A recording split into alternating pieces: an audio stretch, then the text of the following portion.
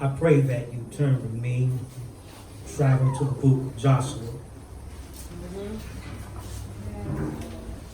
6th chapter.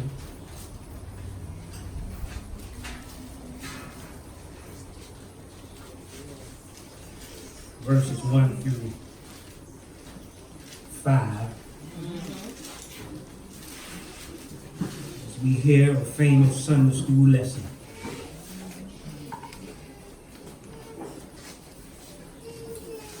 Sixth chapter of Joshua, verses 1 through 5.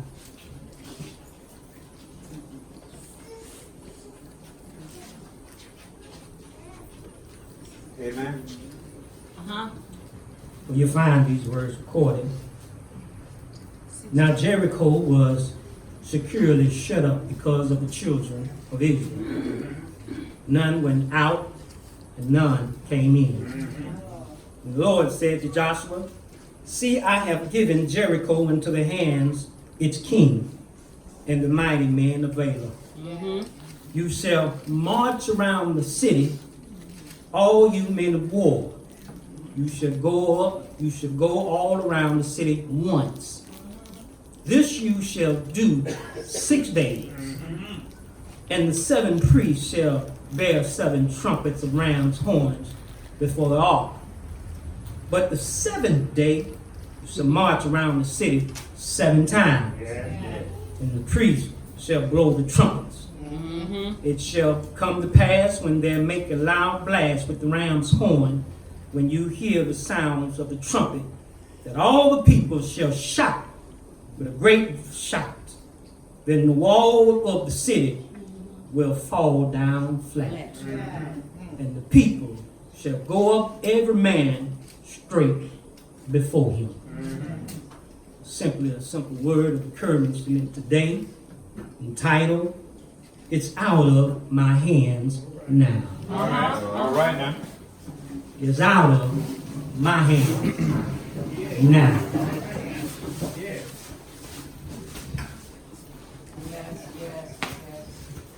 It's out of my hands now. Now, I have to admit to you, I'm not really Facebook savvy. That often when I do troll on Facebook is to see what my former classmates have posted on our class reunion page. But it was just recently I was on there.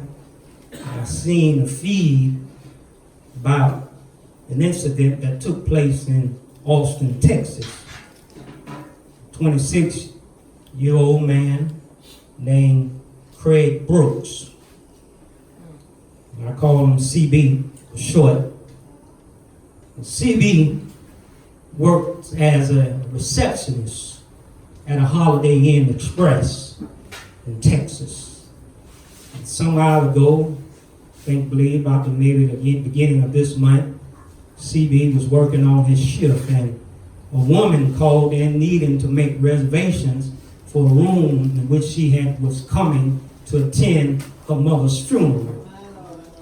CB had informed the lady that to make reservations for a room that we no longer do that at the desk. That it is custom today, as in most hotels, that you got to call the 1-800 number to make a reservations. So he transferred her over to the 1-800 number for her to make reservation, but short time later, the story reads that she called back. She called back because she had gotten upset because she had been on hold for too long. Well, CB had informed her once again that it's not my job to make reservations. I'll transfer you over to the 1-800 number again, in which he did. Well, very shortly she called back again. Bring it, brother, bring it. Third time, she was very angry, she was very irate, very hostile. And he said to her, CB recognized that the woman was very angry, that he told her, he said, you know what? I'll take your information, I'll dial the 1-800 number. I'll try to make reservations for you, but I need you to calm down. Well, the woman, very upset, she said to herself that CB hadn't really the audacity to tell her to calm down. Well, while she was speaking to her husband, she didn't realize that she didn't hang up the phone. While she was speaking to her husband, she had called CB an ungodly, vague kind of word that really shouldn't be uttered from nobody's mouth. Well, she referred to him, as the word puts it, she referred to him as a F word, N word. You fill in the blank because I'm preaching and I can't really say it. All right now. But this woman on the phone called CB an F word, N word, and hung up the phone. Now CB heard that. I read that after he heard it, he called headquarters, the corporate of Holiday Inn Express, and he shared with them what happened, and they told him that he was in his right not to give her a reservation because they tolerate a zero tolerance of racism, and that he was well within his rights. Well, the woman, who was not really content that she couldn't get a reservation, a few moments later showed up at the hotel. She showed up at the hotel with her husband and her daughter, and CB saw them coming. CB decided to pull out his phone to record what's about to go down. All right. And this is what he told her. He said, ma'am, I cannot give you reservations because you called me the F word, N word. And then he said, the Best Western is across the street.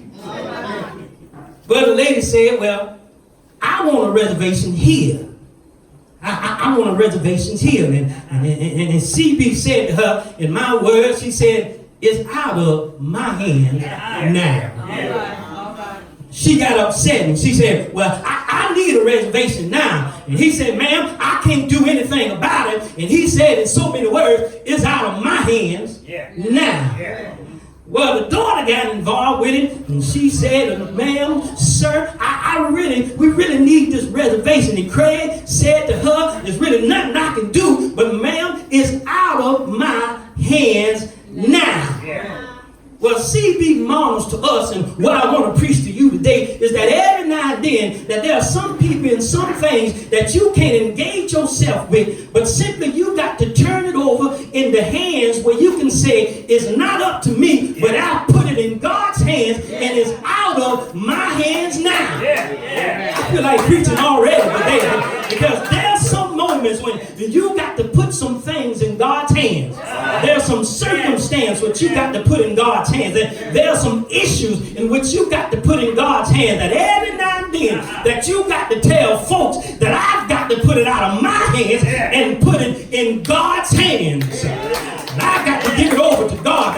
And I've got to put it in God's hands. And I've got to let God do what God do. I come to testify to you that even at the right age of 44, that I found out that there are some circumstances that appear in your life that you cannot handle by yourself. That there are some issues that you cannot control. That there are going to be some sickness that you can't figure out how to get out. That there are going to be some people you cannot change. That there are going to be some enemies that you cannot convict. And there are going to be some moments, and can I give you some good advice, that you got to put it in God's hands because God knows how to handle what you cannot handle by yourself. I want to tell you that when you find yourself dealing with circumstances, when you find yourself dealing with stuff that you can't handle, you ought to put it in God's hands. And I want to remind you what goes down here in the 6th chapter of Joshua. Here, in this 6th chapter of Joshua, the children of Israel find themselves in a situation where they've got to put it in God's hands. I need you to come on back to Joshua here. Joshua 6 down to the Jericho. And you will find that the children of Israel have been delivered out of Egypt. The Lord has made a way out of the Red Sea. The Lord has kept them from manna on high in the wilderness. And the Lord has led them through danger seen and unseen. The Lord has led them, and now here they are on the brink of the promised land. Moses is dead, but God is faithful. And God has decided to finally fulfill the promise that God had made to Abram some 100 years ago, that he was going to give to his descendants, that they would accompany the promised land of Canaan. And here they are in Joshua chapter 6. Here is what goes down. The children of Israel stand themselves here at the brink of the promised land of Canaan. But the problem is Canaan is occupied. Which means that the cities must be conquered, and the very first city that they got to deal with is Jericho. Amen. You heard the story of Jericho. You know about the walls of Jericho come tumbling down, the battle of Jericho and the walls that came down. The children of Israel, here they are. They realized that they got a problem, that the walls of Jericho are fortified. In other words, they're strong, they're built, they're sturdy. Matter of fact, Jericho is so impenetrable that if you would go to the promised land now, that you would even still see today the remains of around the wall of the city of Jericho. What was built thousands of years ago still can be seen present today. So at that time, Jericho's wall was so strong that the city had never been conquered. The city was constructed in a way that this city had set on a small hill. And when you had come down the hill, at the bottom of the hill, the residents of Jericho had built a wall embankment that sat 15 feet high. And on top of the 15 feet wall, they had built another 26 feet wall that was so thick, it was about 6 feet thick. And so at the base of Jericho, one had to look at the wall that was really 41 feet high. And if by chance you scaled the wall, you had to drop 41 feet down, journey up a hill, and then the residents up there will see you coming because you were vulnerable because they had higher ground. Amen. And if by chance you made it to the top of a hill, there was another 46 feet wall that was built to protect the city. So to make matters worse, you had to jump over the first wall, fall all the way down, climb up the hill, ascend up another hill, which, by the way, why Jericho has been never conquered in their lifetime. So to make matters worse, not only was the wall so high, but the soldiers of Jericho was experienced soldiers. All right now. They knew how to defend the city. Make matters worse, here come the children of Israel. They never fought a battle.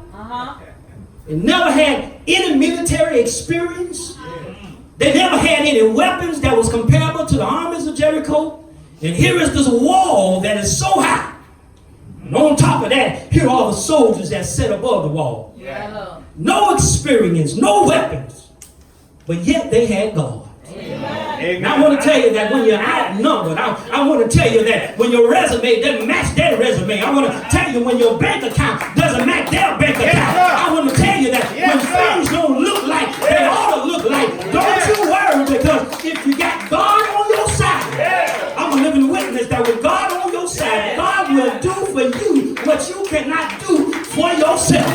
And is anybody here today know that God can level out the playing field, that God can bring victory for all those when you ain't got nothing else on your side? No experience you got, but as long as you got God on your side, there they were. Nothing but themselves. But they had God. Oh, they had to put it in God's hands. Oh, I got to put it in God's hands today, y'all. While they were there looking up at the wall and seeing the residents of Jericho looking down, God shows up. Lord tells them just as well as he tells us. God shows up in Joshua 6. God tells them, and this is the Reverend Wheeler translation, he says, I got this. The Lord says, he said, I got this. Because there ain't nothing better than knowing that God's got it. Can I get a witness today? And nobody can handle your enemies like God. Nobody can make ways out of no ways like God. Nobody can shut up lying lips like God. Nobody can deal with your haters like God. Nobody can fight your battles like God. When you give it to God, God says, I got this. He says, Joshua, don't you sweat the wall. I got this. He says, I'll handle the wall. He says, I'll handle the wall, but there's something I need you to do. He says, it's out of your hands now. The wall's out of your hands. Give me the wall, but there's something I need you to do. Come on, man. I want you to give me the wall, but I got some instruction for you. There's some things I expect you to do, because don't just pray about it and then give it to me. Don't just pray about it. No, it doesn't work like that, but there's something I want you to do. The Lord says, I got some instruction for you. After he says, give it to me, he says, I want you to march around the wall of Jericho. I want you to take a tour of the wall, that the wall that I'm going to bring down, the wall that I'm going to take down in your life. Walk around the wall and take a look at it. Watch around the wall, and I want you to look at the wall, you know. And I know that we've been taught in Sunday school that they only walked around 7 times, but really they walked around 13 times. The Bible says that for 6 days they walked around 1 time, but on the 7th day they walked around 7 times. So in a total, they walked around 13 times. Amen. Oh, it says walk around, watch and walk around 13 times. Why in the world I have to walk around 13 times? Well, some scholars suggest that they was preparing for a military invasion. So that they was taking 13 trips around the wall so they can really see what they was really standing against.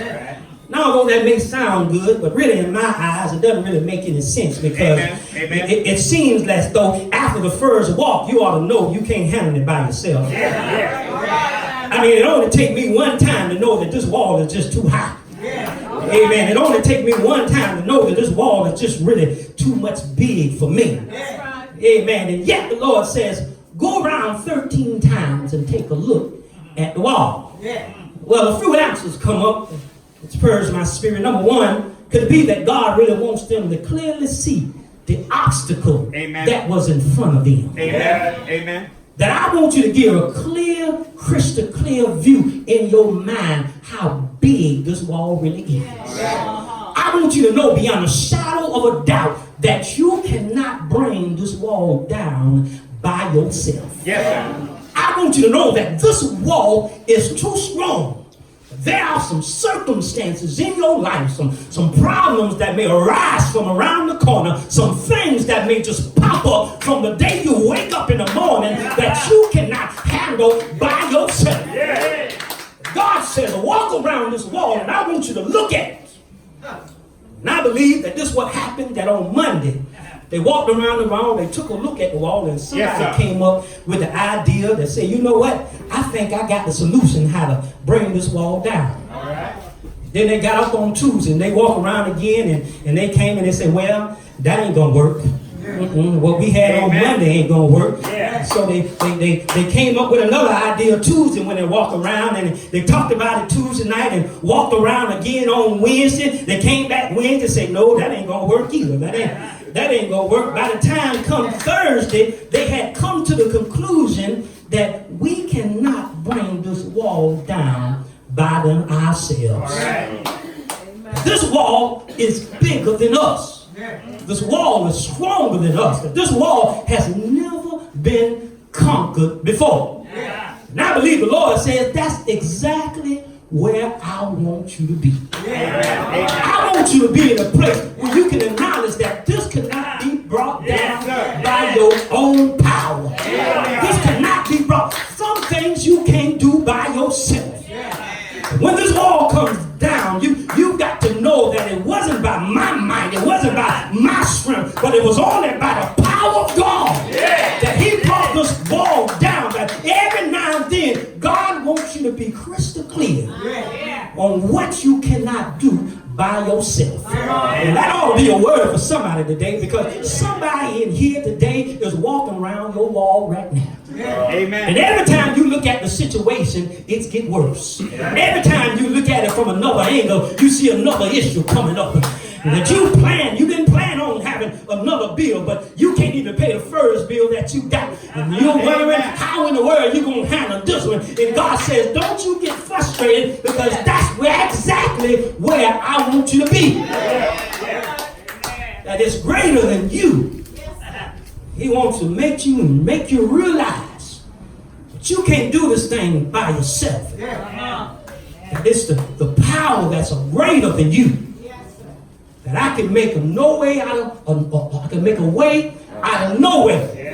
And I bring down the life, and I bring you through the storm. That when you heal, in spite of what they say, that you can walk in the sanctuary and shout that if it had not been for the Lord on my side.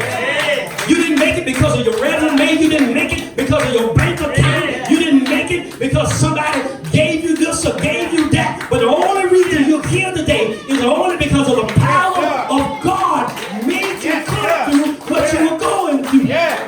Amen. The reason you made it over the wall, the reason you're standing, is that the Lord did what money couldn't do. Yes, sir. The reason you're here today is that the Lord did what your friends couldn't do. The reason you're sitting here is that the Lord did what you couldn't do on your own. I got a testimony that the Lord has done for me what I couldn't do for myself. When I couldn't heal my own body, the Lord made a way out of nowhere.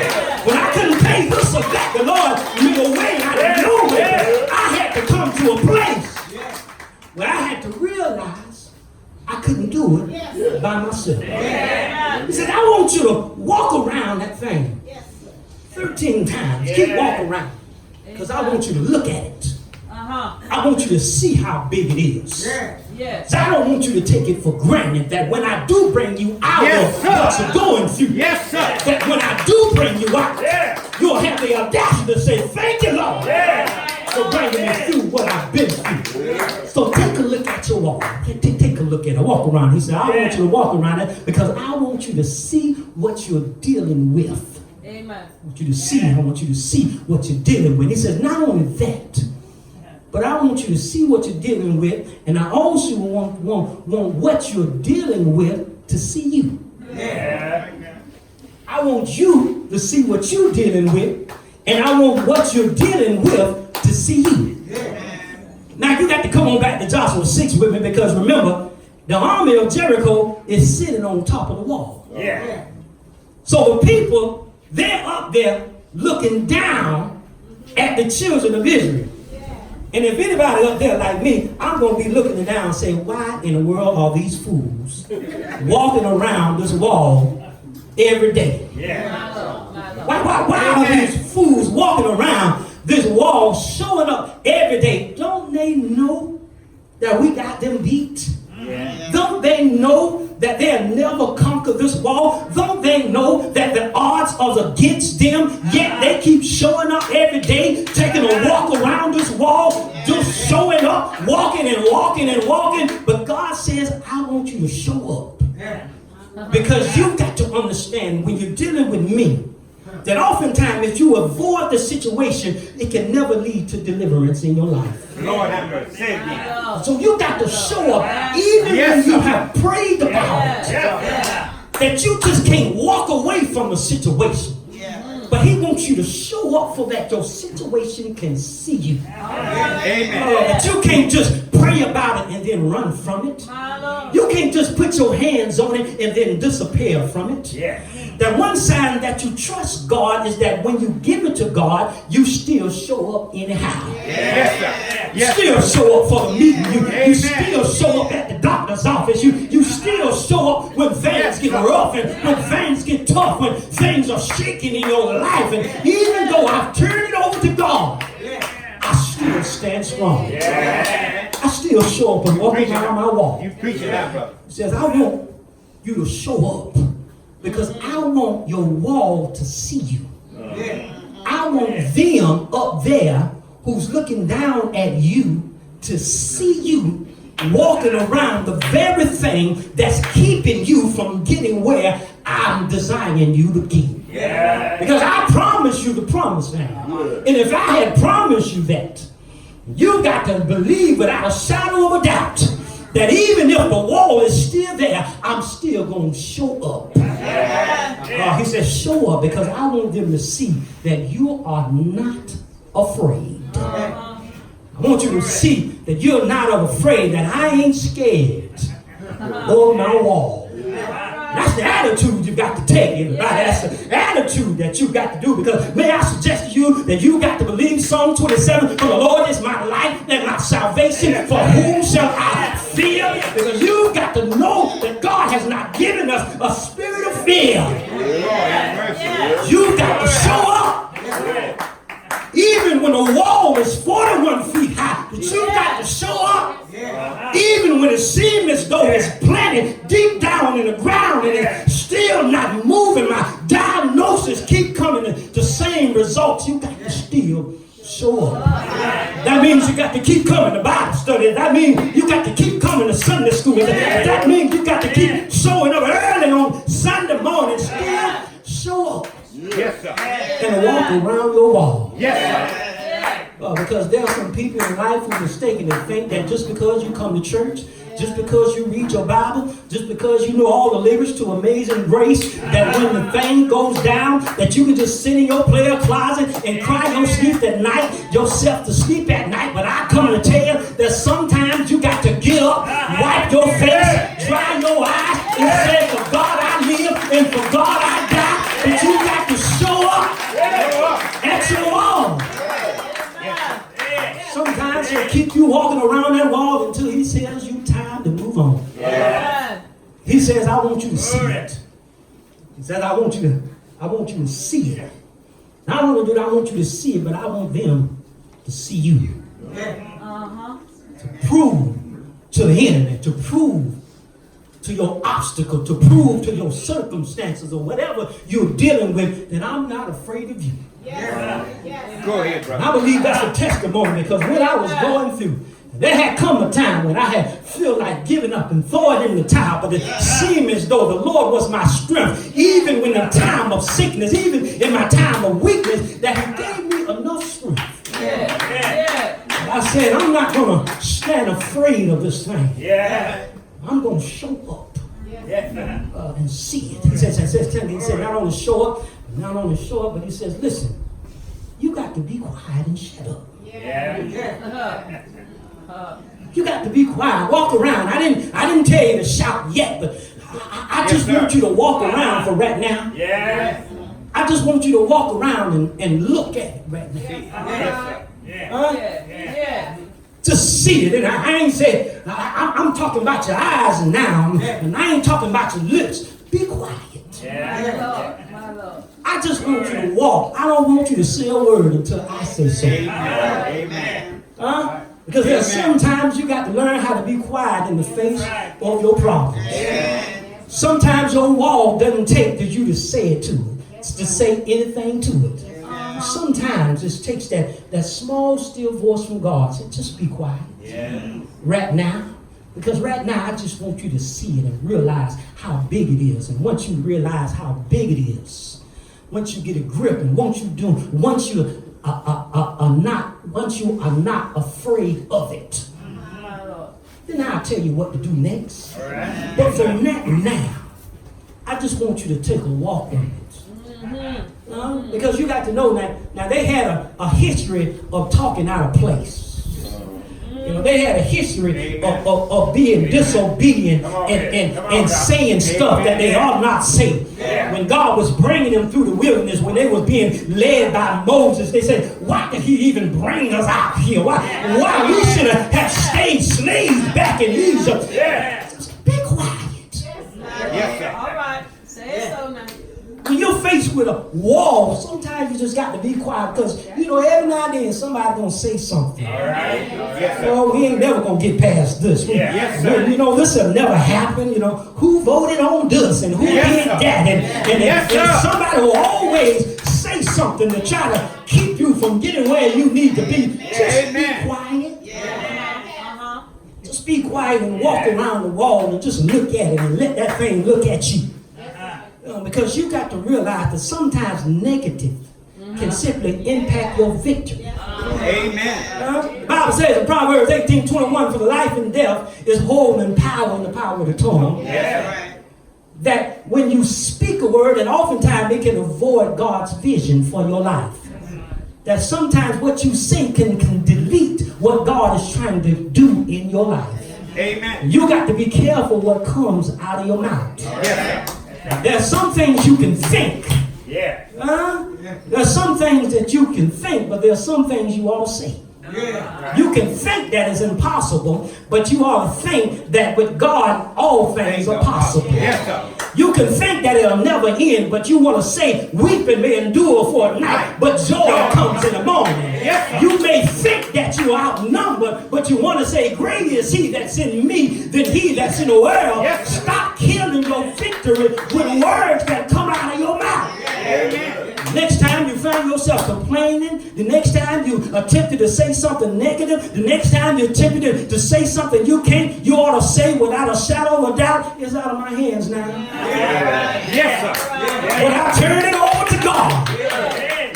He says, it's out of my hands now. Yes, sir. But you can't give something to God and then keep talking about what ain't going to happen. Amen. You can't put something in God's hands and then keep talking negative about it. Yes, sir. You can't put something in God's hand and say what he ain't going to do. Yeah. Yes, sir. Or say what's never going to happen. Come on, y'all. You can't say you trust God and then always talking about negative on what God can't do and what he will not do. Yes, sir. That thing that you speak, you got to believe that he'll do it. Amen. He said, put it in my hands. That thing that you can't do all by yourself. Yeah. That when you walk around that thing and you let that thing look at you and you look at it and you stand up and don't be afraid. I'll do my duty. Yes, sir. There's something you got to do. But you got to believe that I can do that thing that you can't do by yourself. Walk around that thing 13 times. But then he says on the 7th day, I want you to do something different. Yes. He says, I want you to line up. And I want you to get the trumpets right. And I want you to mark around this time 7 times. And on the 7th time, I want the soldiers to give a loud shout. A loud burst of the trumpets. And when the loud burst come about, Joshua, tell the people I want everybody to shout with a shouting voice. I want everybody to open their mouth. Now is the time I want you to say something. Now is the time I want you to shout. Now is the time I want you to open your mouth. And it's amazing that when he tells them when to do it, he tells them when to do it, not when the wall has fallen down. But he tells them to do it when the wall is still up. He tells them to do it while they're still walking around the wall. During the present time that you're walking around your situation, during the present time that you're going through your diagnosis, during the present time you're dealing with your financial problem, God says you not only ought to show up and not be afraid, but there'll come that time when I tell you that it's over now, that you ought to stand up and give God glory. For even when my wall is still standing, even when the diagnosis is still going through, even when the sickness is still going through my body, that I will give God a shout, that I will give God glory, that I will put it in God's hands, what I can't do by myself, what I can't do all alone, that God will make a way out of no way. He says, shout as loud as you can. And when they shout, I can see in my mind's eye the walls of Jericho come tumbling down. And anybody can testify that when you begin to open up your mouth and say, for God I live and for God I die, all my problems will come tumbling down. All my circumstances got to get out the way. He will bring your wall tumbling down. Amen. But you got to realize you can't do it by yourself. Yes, sir. If you ever get into the point when you try to face it by yourself, Yeah. Amen. when you stop praying, when you stop praising, Yeah. when you stop coming, Yeah. and you get frustrated, and you want to throw in the towel, it's simply a sign that you're trying to do it by yourself. Come on, God. But it ought to be a time when you say, you know what? I've let it go. And I'm going to put it in God's hands. And I can finally say, it's out of my hands. You want to know how I know? Because I'm a testimony. When I finally gave up the ghost and I put it in God's hands, I say, God, you have your way in my life. And God will come tumbling down your walls. Doesn't make no difference how high they are, how fortified they may be, how strengthened or the roots they may go in the ground. But with God, what you cannot do on your own, God will pick up where you can't. I put in God's hands.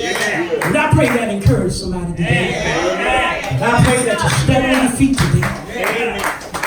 That whoever that word is for, that even now you may find yourself walking around your wall.